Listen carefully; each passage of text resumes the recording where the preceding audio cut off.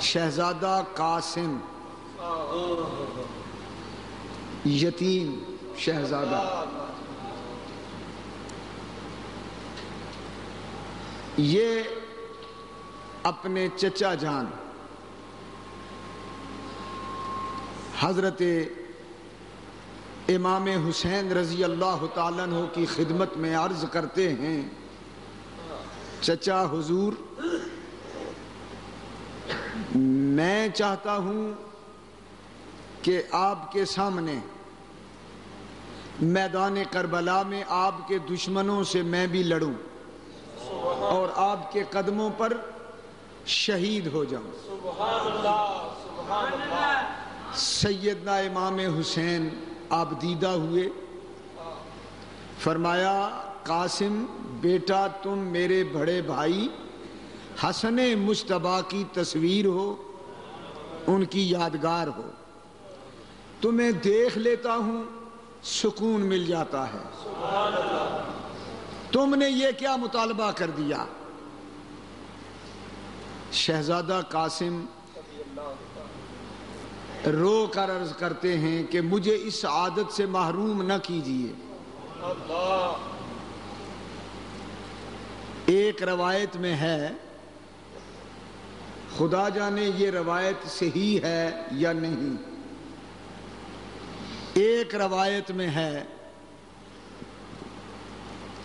کہ شہزادہ قاسم کے بازو پر حضرت امام حسن مجتبیٰ نے ایک تعویذ باندھا تھا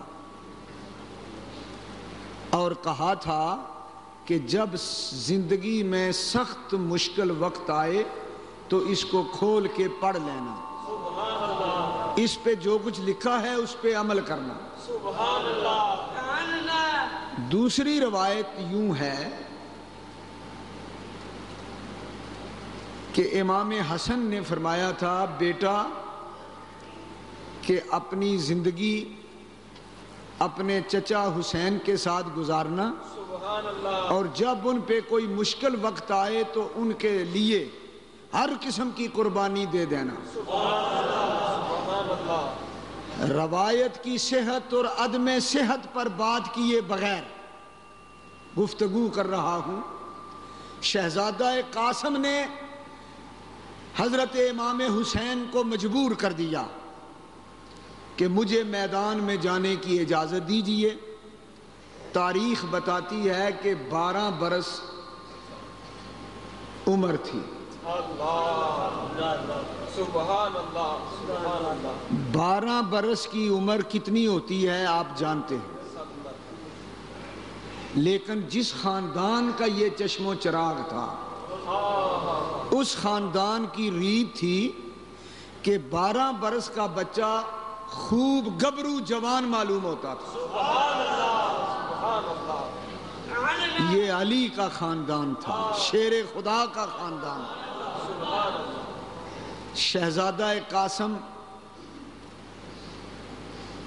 اجازت لے لیتے ہیں، بات دل ناخواستہ امام پاک نے اجازت دی، سیدہ زینب نے اجازت دی، میدان میں نکلے، عمر ابن سعد کو للکارا کہ اپنی فوج میں سے میرے مقابلے کے لیے تیرا جو سب سے بڑا پہلوان ہے اس کو نکال۔ سبحان اللہ، سبحان اللہ۔ ماشاءاللہ، ماشاءاللہ۔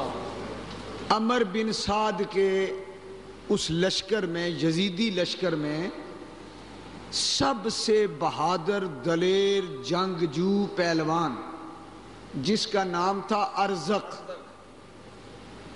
عمر ابن سعد نے اس کو اشارہ کیا تو ارزق پہلوان وہ شخص تھا جو میدان جنگ میں اکیلا نکلا کرتا تھا۔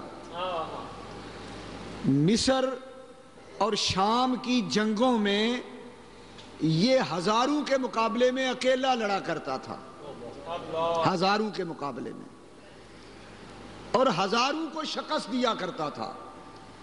ارزق نے عمر بن سعد سے کہا، آپ نے میری سخت توہین کی ہے، اس چھوٹے سے بچے کے ساتھ مقابلہ کرنے کے لیے آپ نے مجھے کہا ہے؟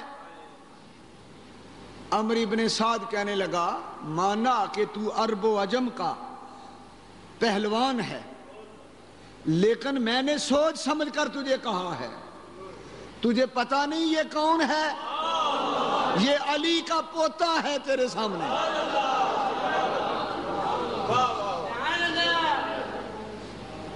ارزق کہنے لگا کچھ بھی ہو میں اس کے مقابلے میں اپنے بیٹے کو بھیجتا ہوں۔ شہزادہ قاسم نے کہا تجھے کھلی چھٹی ہے، تو آ یا کسی کو بھیج، میں حاضر ہوں۔ سبحان اللہ سبحان اللہ۔ ارزق پہلوان متکبرانہ لہجے میں اپنے لڑکے کو کہتا ہے جا اس یتیم قاسم کا کام ختم کر کے آ جا واپس۔ جب ارزق کا جوان بیٹا شہزادہ قاسم کے مقابلے میں آیا اور آتے ہی اس نے تلوار چلائی، آپ نے اپنی تلوار آگے رکھی، اس کی تلوار کے ٹکڑے کر دیے اور پھر اس طرح تلوار چلائی کہ اس کے 2 ٹکڑے کر دیے پہلے وار میں۔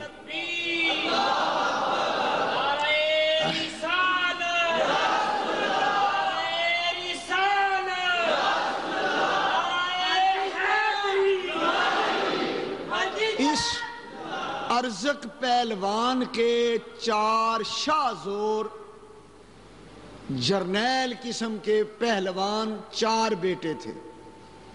ارزق کو غصہ آیا، دوسرے لڑکے کو کہا تو جا، دوسرا آیا، شہزادہ قاسم نے اس کو بھی پار کر دیا۔ تیسرا بفرا ہوا آیا، آپ نے اس کا بھی سر قلم کر دیا۔ چوتھا آیا، آپ نے اس کو بھی جہنم رسید کر دیا۔ جب اس کے 4 بیٹے دیکھتے ہی دیکھتے شہزادہ قاسم نے جہنم رسید کر دیے تو عمرو بن سعد نے بڑے غصے کے لہجے میں کہا میں تجھے نہیں کہتا تھا کہ یہ علی کا پوتا ہے؟ اب بتا اس کا مقابلہ کون کرے گا؟ ارزق غصے سے جھل بھن گیا تھا، کہنے لگا آپ اس کا میں کام ختم کرتا ہوں۔ اب وہ ظالم پہلوان خود مقابلے میں آیا، اس نے کوشش کی کہ میں شہزادے کو دھوکہ دے کر میں اس پہ وار کروں، لیکن شہزادہ قاسم نے ارزق پہلوان سے کہا کہ تو بڑا جنگجو بہادر پہلوان بنتا ہے، اپنے گھوڑے کی زین بھی نہیں کسی۔ اس نے جب یوں کر کے دیکھا، اپنے تلوار ماری، اس کے جسم کے 2 ٹکڑے کر دیے۔